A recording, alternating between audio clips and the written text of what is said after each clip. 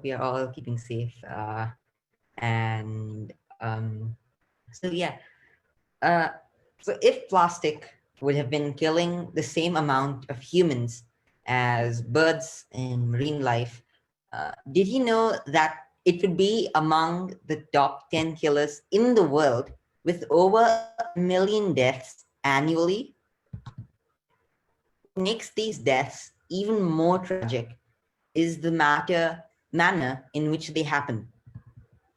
Once the marine animals and birds consume plastic, they're not able to get it out of the system, because of which they're not able to eat anything else, leading to a slow and painful death.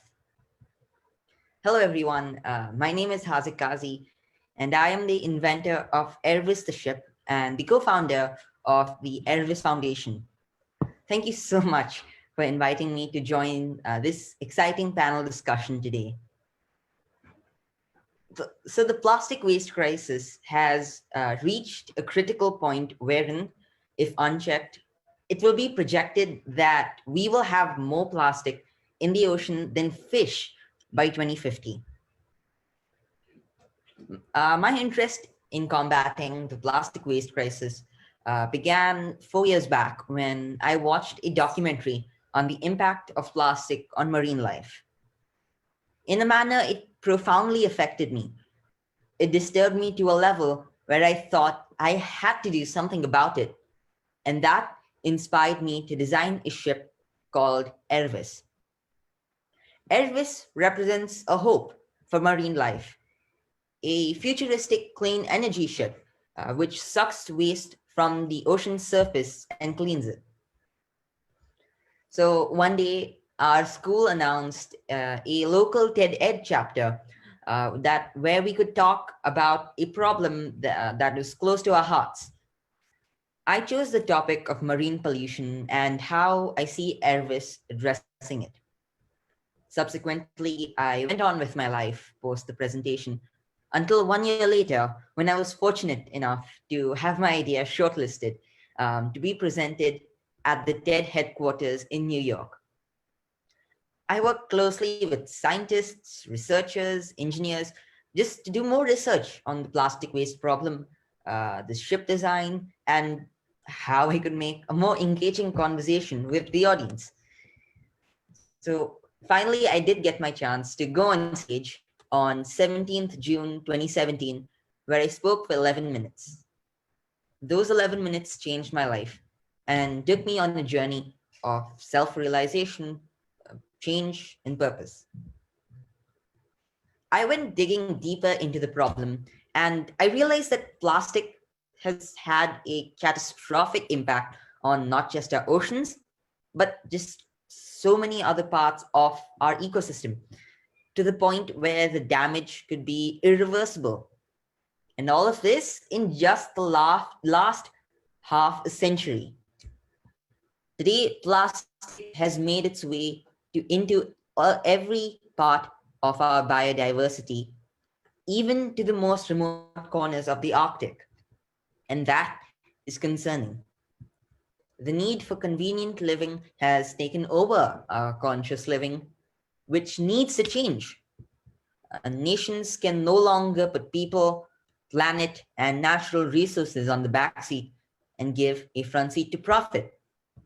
For the betterment of humanity, the environment needs to be prioritized whether or not it reaps profit. Even the youth cannot afford to remain casual and irresponsible anymore like our earlier generations.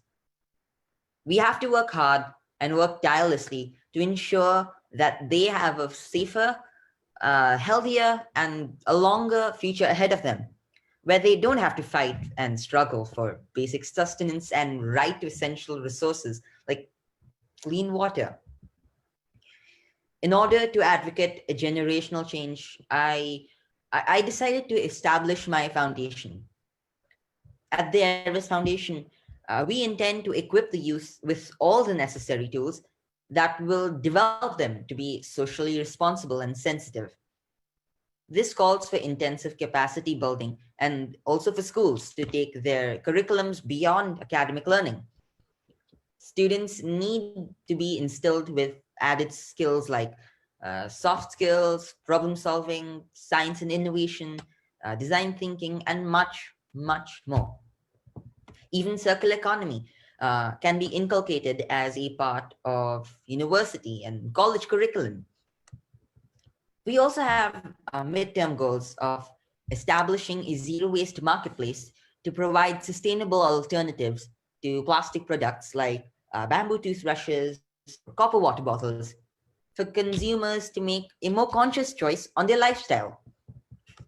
We have also created an app to measure the plastic debt of individuals. Our long-term goal is to incubate moonshot projects like Ervis the ship and make it a reality, manning the oceans and restoring the natural habitat of our marine life. We've also been working closely with the United Nations Environmental Program by promoting the cause of the oceans, specifically focusing on Sustainable Development Goal number 14 at various forums.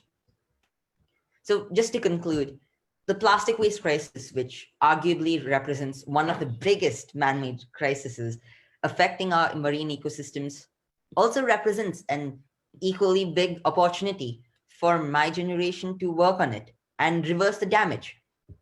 So the greatest barrier to progress is not the lack of solutions, rather our love for models that have proven insufficient in the face of current realities. So no matter who we are or where we come from, like every single individual has on this planet, they have the capacity to contribute and support one another in achieving the future we want. Thank you.